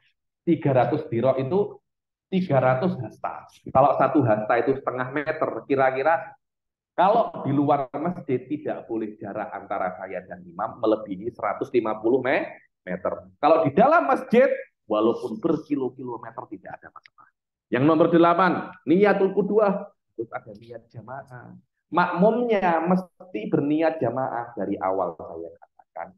Yang berniat jamaah itu makmumnya, bukan imamnya. Niat jamaah bagi imam sunnah, tapi niat jamaah bagi makmum hukumnya wajib. Sekiranya imam tidak tahu kalau dia itu imam, tidak ada masalah. Yang penting makmum mesti mengikuti apa imamnya. Walau taba'a bila niyatin au ma'asyakki fiha batalat intola min bidorihi. Kalau dia mengikuti seseorang, ini Abdullah Muqaddam, saya nak mengikuti dia tanpa saya berniat jamaah ke dia dan lama sholat saya batal. Yang terakhir, tawafuku nazmi sholat lima. Tawafuk antara sholat saya dan sholat imam saya sesuai caranya, walaupun tidak sesuai macamnya. Contohnya sholat zuhur dan asar. Imam saya asar, saya zuhur. Apakah sah? Sah. Imam saya subuh, saya maghrib. Sah. Sah. Tidak ada masalah. Sebaliknya sah. Karena sholatnya sama-sama ada rukuknya, sama-sama ada sujudnya. Tapi kalau satunya imamnya jenazah, makmumnya zuhur, tidak sah. Karena caranya sholat jenazah tidak sama dengan cara sholat zuhur. Imamnya kusuf, makmumnya bukan kusuf, tidak sah. Karena sholat kusuf itu rukuknya 2 kali. Berdirinya juga 2 kali. Al-Fatihah, rukuk, berdiri lagi, Al-Fatihah lagi. Kemudian baru rukuk. Rukuknya 2 kali di dalam satu rakaat. Sholat biasa, rukuknya hanya satu kali. Sholat sama caranya, beda macamnya, sah tapi tidak mendapat pahala. Contohnya imamnya zuhur, makmumnya asar, sah tapi tidak mendapat pahala berjamaah. Imamnya ada, makmumnya qadha, sah tapi tidak mendapat pahala berjamaah. Imamnya duha, makmumnya subuh, sah tapi tidak mendapat pahala berjamaah. Pak ini ikhtalafa, kalau berbeda cara sholatnya, tata cara sholatnya berbeda, seperti sholat 5 waktu dan sholat gerhana atau sholat jenazah, maka sholatnya tidak sah, jamaahnya tidak sah, dan sholatnya batal. Dan sah duhur, sholat duhur, makmum kepada sholat asar dan sholat maghrib, dan kodok di belakang ada dan lawannya. Dan sah sholat fardu di belakang sholat sunnah. So, imamnya sholat fardu, makmumnya sholat sunnah. Atau sebaliknya juga sah. Karena tata cara sholatnya sama. Yang tidak sah itu jika tata cara sholatnya tidak sah. Wallahu a'lam. Sudah 1 jam lebih, Ustaz. Dan apa yang saya tulis sudah selesai. Silahkan saya kembalikan lagi kepada pembawa acara untuk menerima pertanyaan. Baik, alhamdulillahirrahmanirrahim. Jazakumullah khairan. Habib Ali Bakir, alhamdulillah tadi kita telah menyimak bersama ilmu dari beliau, mulai dari definisi, hukum sholat berjamaah, mana yang paling afdol, ketentuannya bagaimana, usurnya bagaimana, hingga syarat sah sholat berjamaah. Selanjutnya, kita akan membuka sesi tanya jawab. Sudah ada beberapa pertanyaan, mungkin kepada Saudara Abdullah Mukodan terlebih dahulu, yang raise hand pertama, silahkan menyampaikan pertanyaannya. Alhamdulillah. Terima kasih atas pertanyaan. Terima kasih ya kepada pengarang materinya. Izin bertanya Habib tadi terkait dengan syarat yang pertama. Tadi disebutkan terkait tentang perbedaan kiblat ya Habib. Nah ini sebenarnya Betul. perbedaan kiblatnya itu ada eh, minimal derajatnya atau tidak ya terkait dengan minimal sudah disebut dia itu apa namanya berbeda. Tadi kan contohnya misalnya satu ke depan, yang satunya ke samping, berarti kan 90 derajat, artinya tegak lurus. Tapi kalau misalnya katakan, soalnya beberapa kali saya menemukan di masyarakat itu, misalnya eh, kiblat kiblat masjidnya atau musolanya itu katakan ke arah depan sini. Terus kemudian eh, imamnya misalnya itu hanya bergeser sekitar 5 derajat atau 10 derajat ke kanan atau ke kiri. Saya tidak tahu apakah itu disengaja atau tidak. Kemudian juga kadang ada eh, sebaliknya, misalnya imamnya itu mengikuti yang di masjid, tapi makmumnya ada yang sedikit eh, serong sedikit gitu. Atau tadi imamnya tidak mengikuti apa namanya mihrab atau kiblatnya masjid serong sedikit, sedangkan makmumnya semuanya itu mengikuti apa namanya kiblatnya masjid. Itu saya beberapa kali menemukan di masyarakat. Nah, itu saya akhirnya menjadi ragu ini bagaimana kesahan. Apakah sarang sedikit itu masih dibolehkan dalam sholat jamaah. Kemudian yang kedua terkait dengan kiblat juga, Habib. Sekarang banyak aplikasi eh, yang bisa kita gunakan untuk mengetahui kiblat, arah kiblat ya. Dan saya juga pernah membaca di mana di situ dikatakan itu bisa digunakan sebagai dasar untuk menentukan arah kiblat. Nah, namun terkadang eh, hasil temuan kiblat itu dari aplikasi misalnya dari HP itu berbeda dengan kiblat yang ada pada masjid yang akan kita sholat tersebut. Nah, di situ terjadi apa ya perbedaan begitu. Sebenarnya bagaimana kita menghadapi seperti itu? Terima kasih. Habib.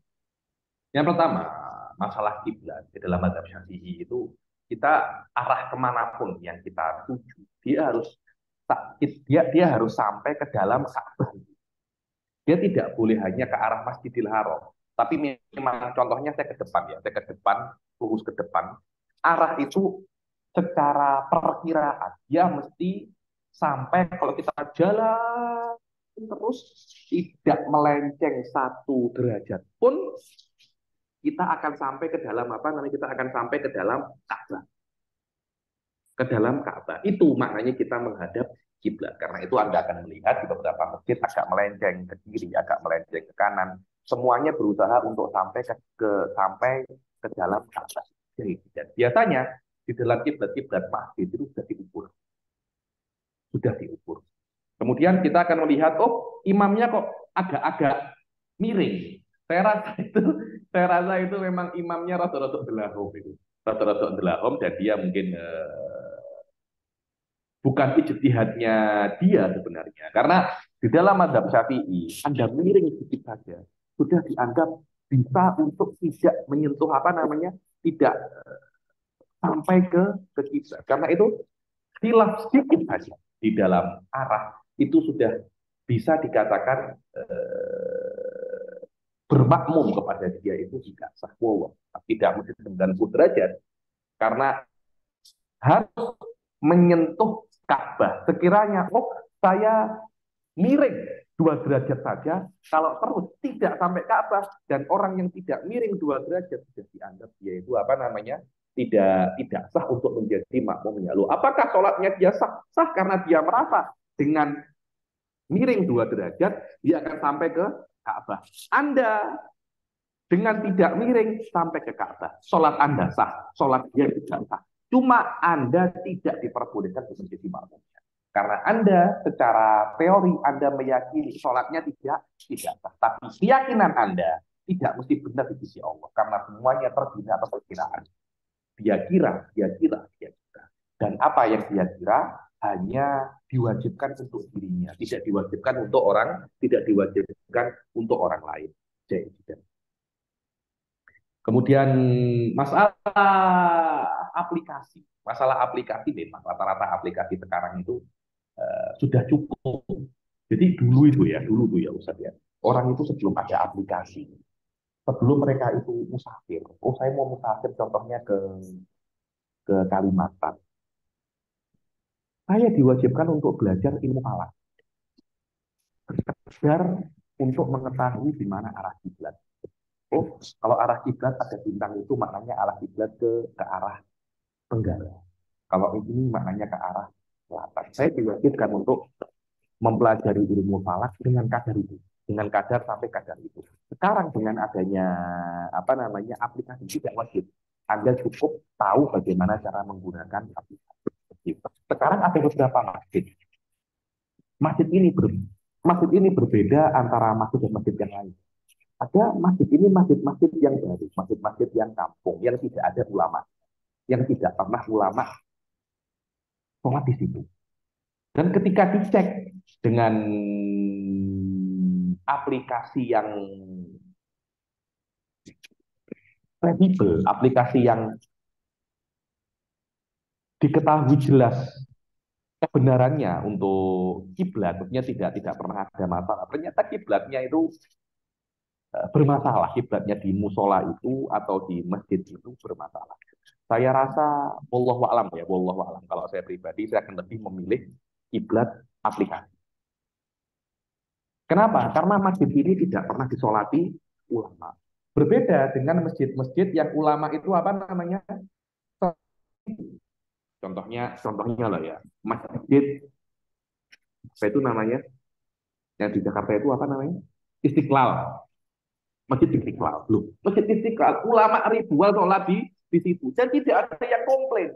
Kemudian kita tengok ada beberapa aplikasi berbeda kiblatnya dengan kiblatnya Masjid Istiqlal. Dia bilang aplikasinya yang salah. Karena aplikasinya akan bertentangan dengan banyak sekali ulama. Sebab itulah di dalam kita pikir tidak boleh Anda meragukan mihrab masjid, kiblat masjid yang sudah lama dan sholat di dalamnya banyak sekali ulama. Karena ulama satu dua mungkin salah, ribuan ulama susah susah nak salah.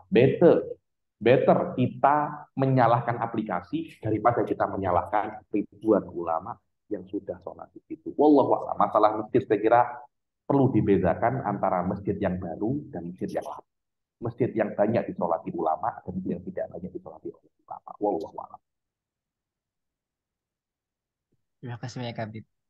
Sama-sama.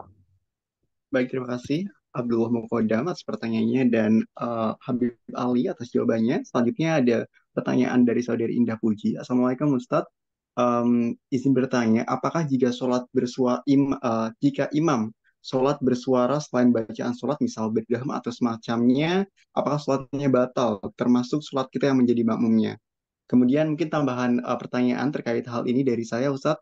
Apabila imam tersebut sadar bahwa dia batal sholatnya, misal karena kentut dan lain sebagainya, dan menghentikan sholatnya, apa yang harus dilakukan oleh imam dan apa yang harus dilakukan oleh makmum? Perlukah salah satu makmum kemudian meng-take over tugas sebagai imam? Terima kasih, Ustadz. Mohon Tidak.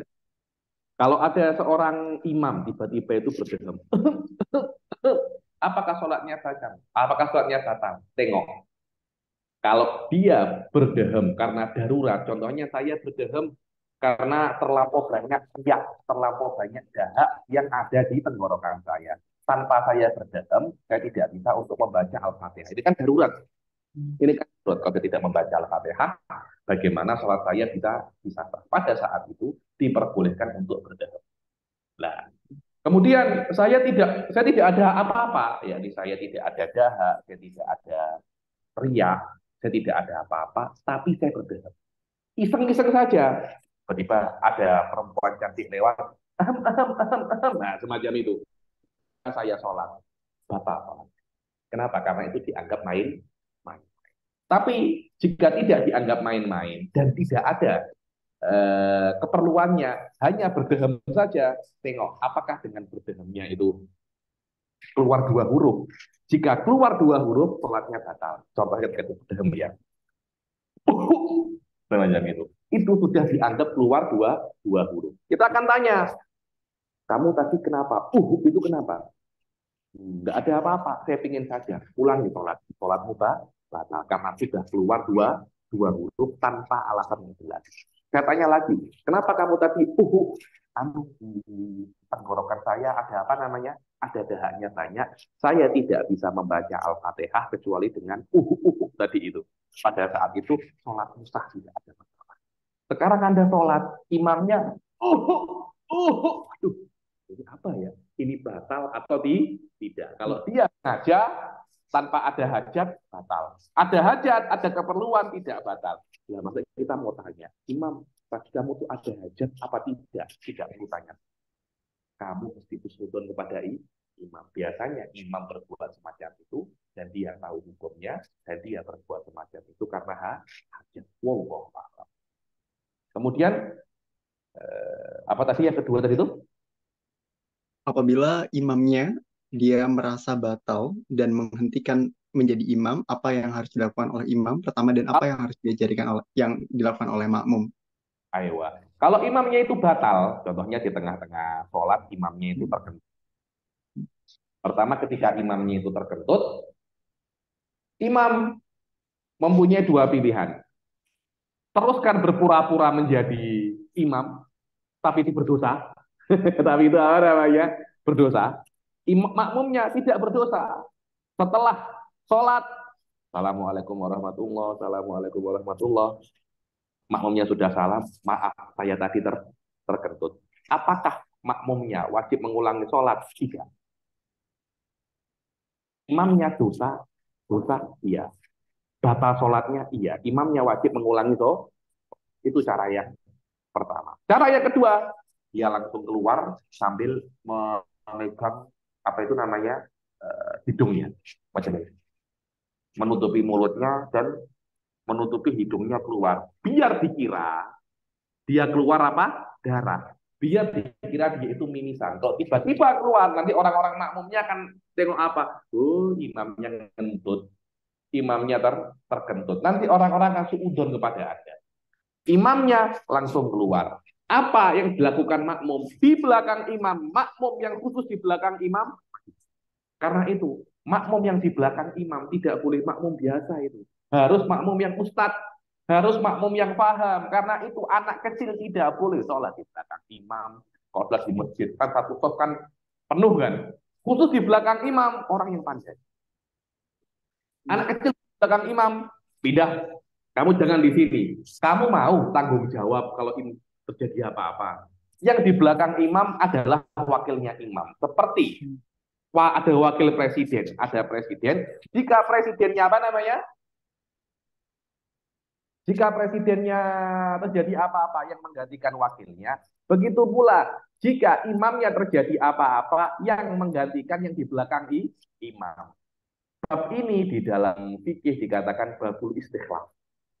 Bab menggantikan imam, dan ini termasuk bab yang paling susah paling susah dan paling jelimet di dalam fikih, karena kadangkala sholat biasa, kadangkala sholat Jumat, kadangkala makmum lama, kadangkala makmum baru, berbeda-beda itu. Wallahu a'lam. Dan biasanya guru-guru saya itu kalau mau mengetes muridnya, dites babul istikhlafin dalam babu menggantikan imam.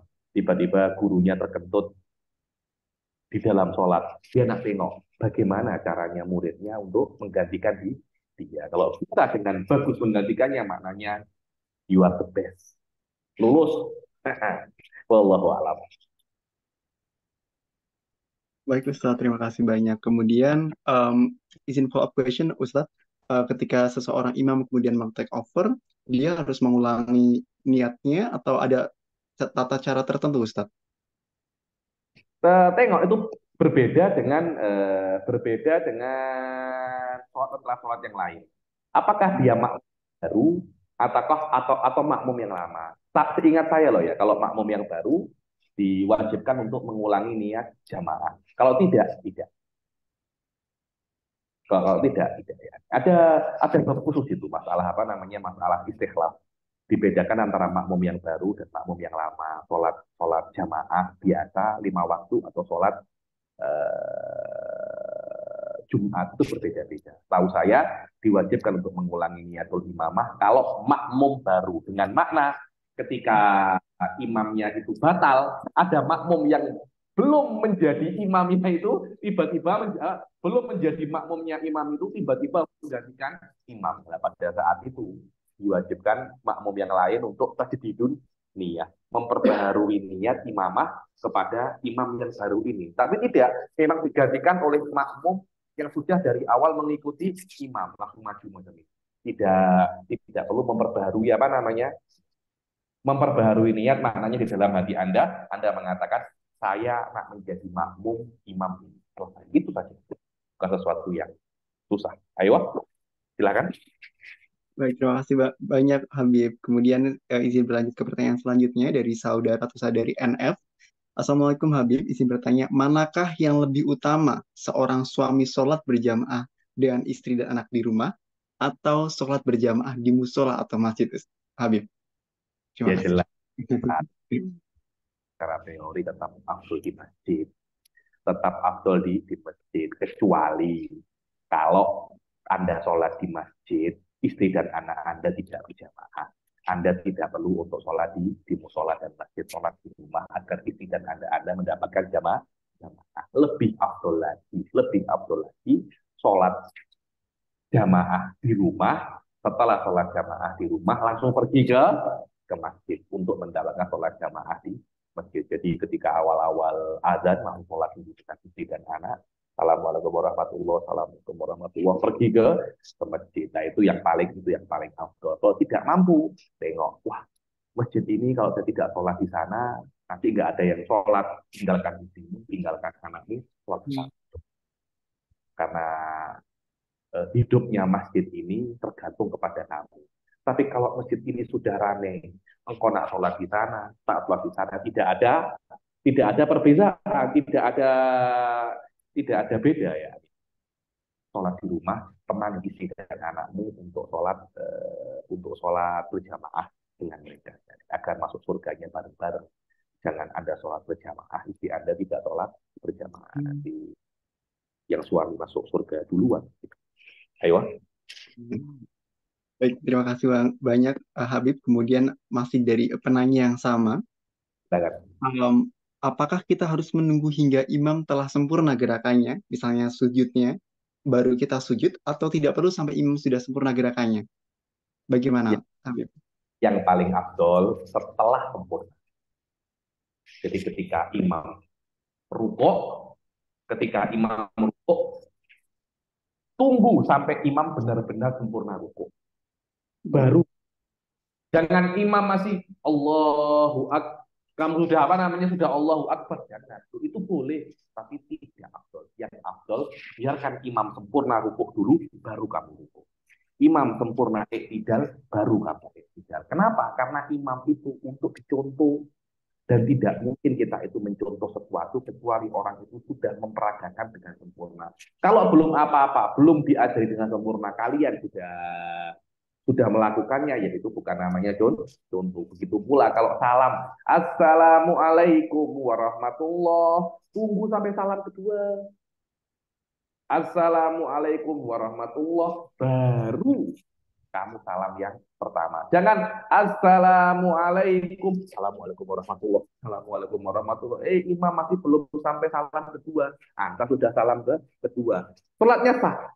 Tidak ada masalah. Tidak afdol. Yang paling afdol, tunggu sempurna baru Anda lakukan rukun Anda. Wallahu a'lam. Baik, jazakumullah khairan Habib. Terima kasih atas penjelasannya. Selanjutnya kita berlanjut ke penanya selanjutnya dari saudari Wulan. Assalamualaikum Habib, izin bertanya. Apabila kita mengikuti sholat berjamaah pada rakaat terakhir, kemudian setelah salam kita menambahkan rakaat sholat untuk rakaat kedua, apakah kita wajib duduk tahiyat awal, Habib? Terima kasih. Wajib duduk tahiyat awal. Contohnya sholat zuhur. Rakaat keempat kita baru masuk. Maknanya rakaat keempat bagi imam, rakaat pertama bagi kita. Imam salam. Kita kan ikut tasyahud akhir bagi imam toh. Imam tasyahud akhir, kita pun ikut tasyahud juga. Loh, berarti kan tasyahud itu sudah untuk tasyahud awal. Jadi kayak tasyahud yang rakaat kedua saya ajukan di rakaat pertama. Tidak ada semacam itu. Kamu tahiyat itu karena mengikuti imam, bukan karena itu tahiyat awal. Tahiyat awal tempatnya di rakaat kedua.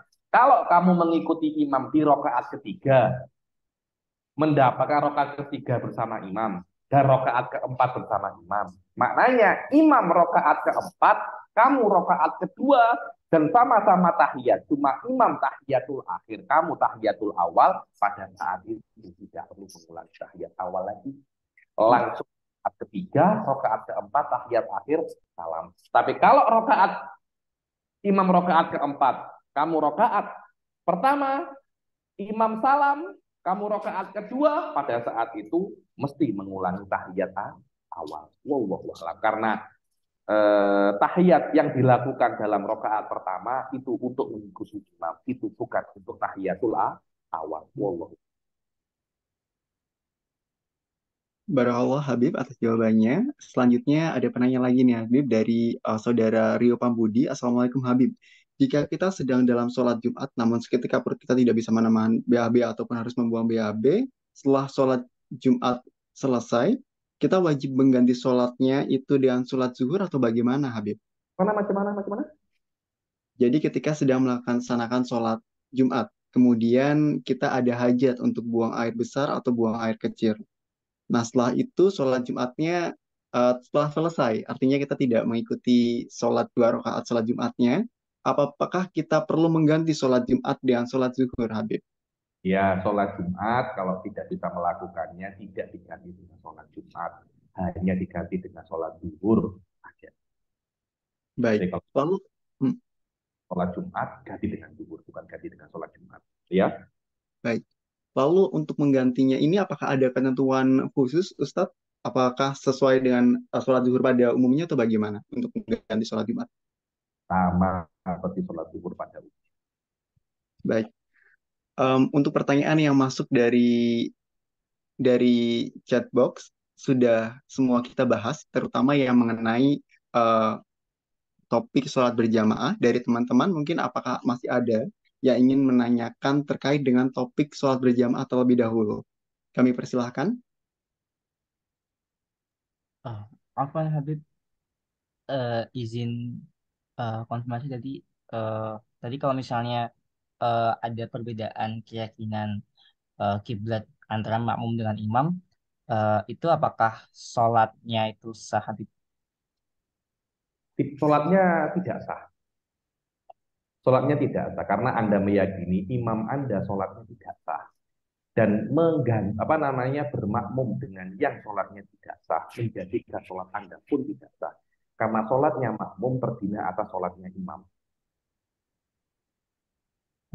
Kalau Anda membangun sholat Anda di atas sholat yang tidak sah, itu pun juga tidak sah. Wallahu a'lam. Terima kasih. Sama-sama.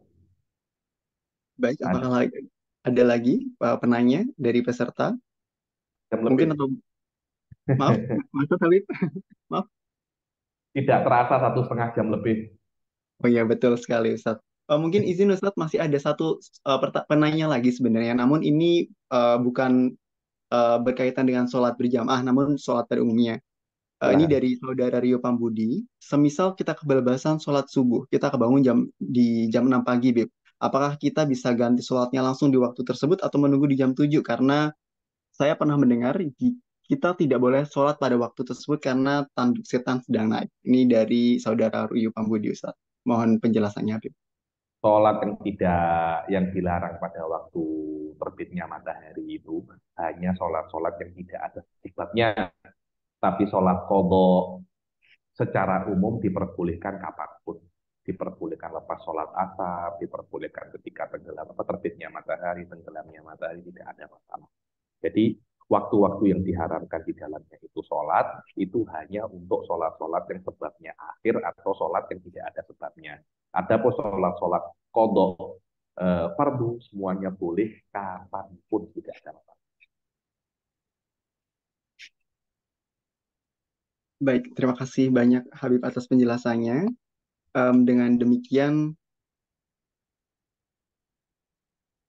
sudah selesai untuk pertanyaan yang masuk melalui chatbox ataupun telah disampaikan secara langsung.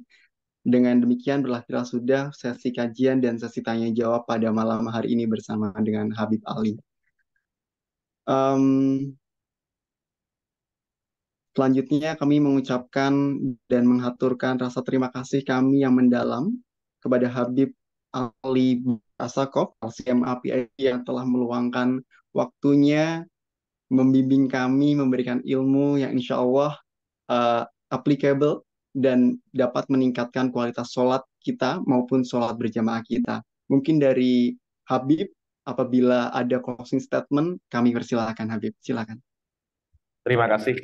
Terima kasih sebelumnya atas undangan ini. Dan saya merasa bahwasannya sholat berjamaah adalah amal ibadah yang sangat penting dan setiap hari akan kita lakukan eh, di dalam kehidupan kita beragama dan juga sosial. Sholat berjamaah bukan hanya hubungan kita dengan Allah, akan tetapi juga hubungan kita dengan sesama makhluk yang kita temui setiap hari di masjid ataupun di surau. Sholat berjamaah adalah cara bagaimana kita membangun hubungan hablum minallah dan hablum minallah. Ketika kita ingin berbuat sebuah amal ibadah, jangan biarkan amal itu hanya dibuat dengan cara biasanya saja, hanya dengan cara eh, dengan hanya cara dengan level seadanya. Buatlah ibadah dengan level setinggi-tingginya, karena apapun yang Anda lakukan, capeknya sama, tapi usahakanlah mendapat pahala setinggi-tinggi. Wallahu a'lam. Baik, Barakallah dan Jazakumullah khairan, Katsiran Habib Ali. Sekali lagi kami mengucapkan jazakumullah khairan katsiran atas ilmu yang disampaikan, dan selanjutnya izinkan kami untuk menutup dengan sesi dokumentasi. Habib, apabila Silakan. berkenan kita akan dokumentasi terlebih dahulu, dan kepada para peserta dimohon untuk menyalakan kameranya apabila tidak berhalangan. Kami tunggu. Silakan kepada panitia untuk mengambil dokumentasinya.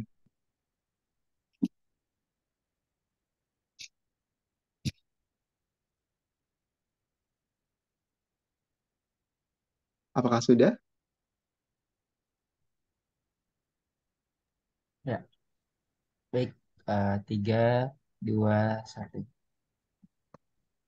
Ya, sudah? Baik, terima kasih pada panitia. Sekali lagi, Habib, terima Terima kasih. Jazakumullah khairan kasih. katsiran. Habib, terima kasih sekali atas ilmunya. Dan sekali lagi, selamat atas gelar dokter yang baru saja dicapai. Semoga makin berkah ilmunya. Amin, amin, amin. Terima kasih, terima kasih. Terima kasih. Insya Allah jumpa lagi dalam kajian-kajian yang akan datang. Saya mohon diri. Amin. Assalamualaikum warahmatullahi wabarakatuh. Waalaikumsalam Nah, warahmatullahi wabarakatuh. Baiklah, kami segenap panitia kegiatan mengucapkan terima kasih kepada para peserta yang telah berkenan meluangkan waktunya pada malam hari ini. Sebelum kita tutup, marilah kita membaca doa kafaratul majelis terlebih dahulu. Subhanakallahu wa bihamdika asyhadu an la ilaha illa anta astaghfiruka wa atubu ilaik. Dengan demikian berakhirlah sudah kajian Islam Imeri Selainba Kismis Keluarga Dokter Muslim Marazi 2018. Saya Nanda Kurnia dan panitia mohon pamit undur diri. Terima kasih dan wassalamualaikum warahmatullahi wabarakatuh. Sampai jumpa di rangkaian Kismis berikutnya. Waalaikumsalam.